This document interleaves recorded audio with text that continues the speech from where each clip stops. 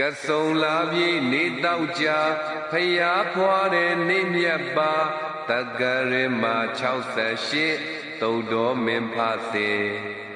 မာယာဒေဝီမွေးမေတော်ကပိလဝနေပြီတော်တာဂီမျိုးတော်ထေရှားလာ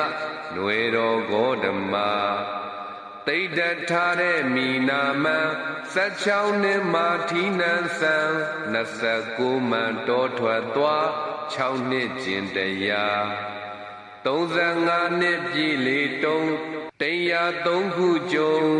လာပြီကစုံဗုဒ္ဓဟုဖယားဖြစ်တဲ့နေအထူတရားဥမြတ်ဓမ္မစက္ကေဝါဆိုလာပြီဟောစနေတ80လေးတိုင်အောင်ထိတတဝါကျိုးသေးဖို့ဤတောင်တိုင်မူကြီးဒုံမြတ်စွာ